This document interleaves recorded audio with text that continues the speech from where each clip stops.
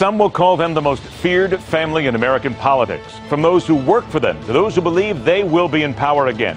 Why do the Clintons, especially Hillary, strike such abject trepidation and fright into a good portion of America? They are a new breed, no fear, and they know they can do the job as good or better than any man. But is the current entry of women into the Army Rangers just political correctness? The EPA doesn't seem that concerned about polluting a pristine river out west. Why should they care about forcing automakers to drown in regulations and rules they know the car people can't meet? Reminding America once again how you can tell when politicians lie. Just watch their lips move. I'm Ed Berliner. This is The Hardline for Friday, August 21st, 2015.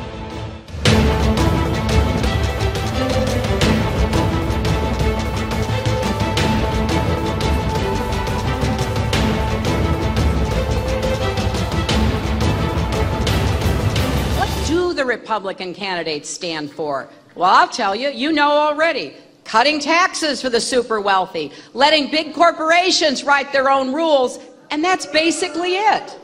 And we've heard it all before, and it doesn't work. It has become more evident than the mountain of lies and half-truths emanating from the Clinton campaign and those who seek to curry her favor. A good number of people, inside and outside the Washington Beltway, are scared spitless of the presidential candidate, what she might do to those who oppose her, and how that absolute power may corrupt absolutely come 2016. So, simple question. Why are so many people so scared of the Clintons, so afraid to take them on? And how will it change the American dynamic for better or certainly worse come November 2016 and beyond? From both sides, let's first welcome Newsday columnist, broadcast airwaves commentator from the left, Ellis Henican, joined by the veteran writer for the National Review Online, and from the right, David French. Gentlemen, always a pleasure to see you both and talk to you. Ellis, let me start with you on this from the left, because this is nothing new, really, when you think about it. I've talked to people who've worked in and around the campaigns, people who've just worked in government for many years, and they say there is a fear of the Clintons. Cross them and you will get bagged sooner or later. Why is that? Why are people so frightened of them? Ed, you need to take a cold shower, my man. It was a mountain of lies, abject fear. Come on. I mean, my God, is this Newsmax or is it a horror movie? I got to tell you. Come on, Ellis, listen, get into it. Here's the reality. Here's the reality on the Clintons, right?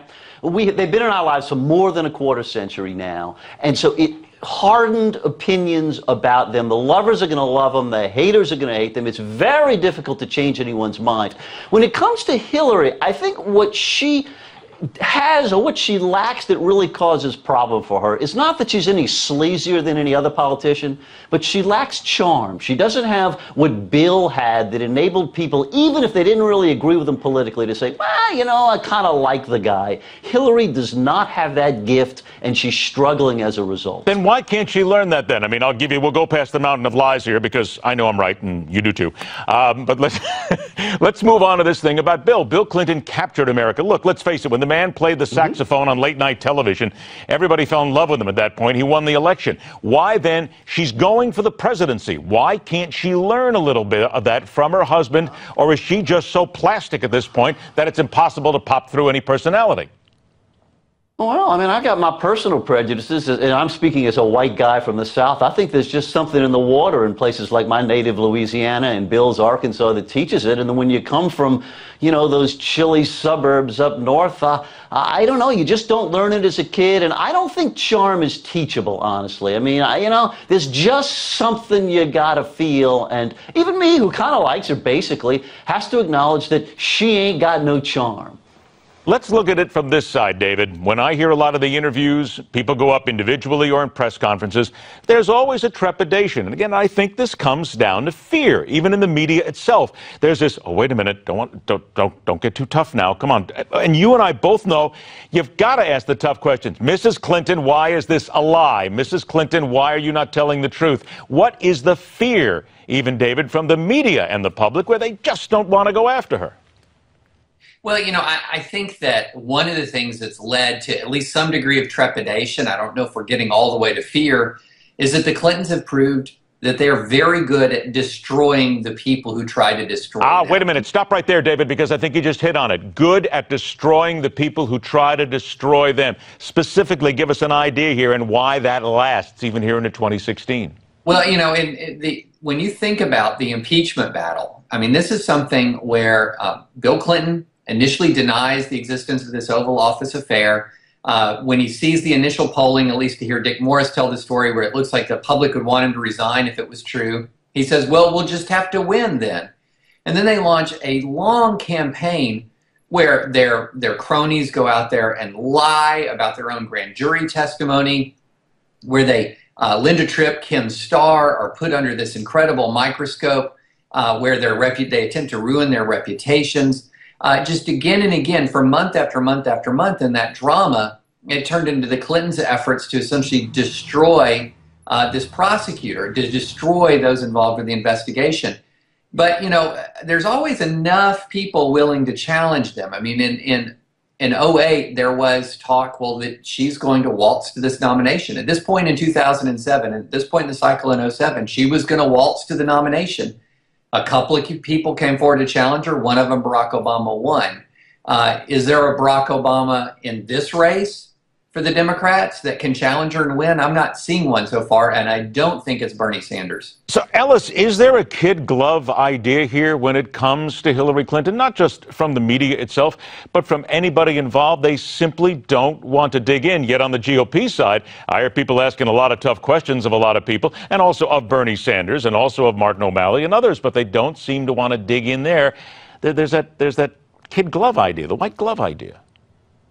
And you must know a very different group of political reporters than I do, because let me tell you, it's a tough crowd. They're not scared of anybody. They want a good story. Just look at the coverage of this email controversy over the last few weeks. I mean, this thing has just been dogged and relentless, and from the so-called liberal media right at the center of it. But it's taken them time to get there, Ellis. It's taken them time to get there, because really, as this whole thing grew up. No, you were going to say about the facts. Go ahead.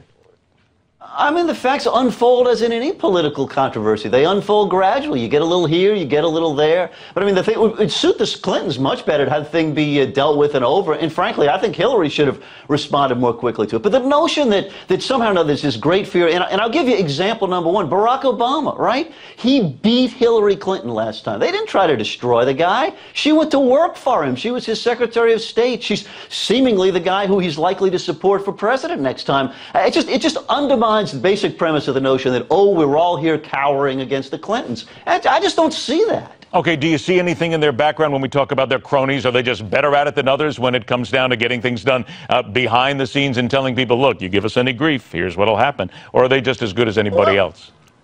Well, listen, I mean, it's a tough arena out there. You say someone comes to try and destroy you politically. I mean, how are you supposed to react? I mean, should they be having Ken Starr over to dinner? Or should they say, hey, you're going to try and whap me? I'm going to try and whap you back. This is, you know what, this is the big leagues. Don't fight unless you're up for the fight. David, I think that's a very good pointer. Ellis makes a great point there. If you're not in it, it's the old thing I said. Look, if you want to play lumberjack, learn to handle your end of the log here. And it would seem as if Hillary still is at the point where she hasn't learned how to handle that log, because she hasn't learned how to handle a lot of the questions. She still comes off as plastic and many times soulless. Would you not agree? Well, you know, look, what's the old saying, politics ain't beanbag? Yeah, look, it's tough. And the Clintons play the game in a tough way. I mean, but you know, for all their toughness, there's no shortage of Republicans who are eager to challenge her in 2016. But I got to agree with the earlier point that there is a big difference between Bill Clinton and Hillary Clinton. Bill Clinton is, and as much as I disagree with him, an outstanding politician. Barack Obama, as much as I disagree with him, an outstanding politician. He had to be to beat this incredible Clinton machine back in 2007 and 2008. So is she the same politician? I don't think there's any evidence that she's a very good campaigner. And there's a lot of evidence that she's wooden, she's not very charming, she comes across as arrogant. And I think all of those things are going to be real problems going forward.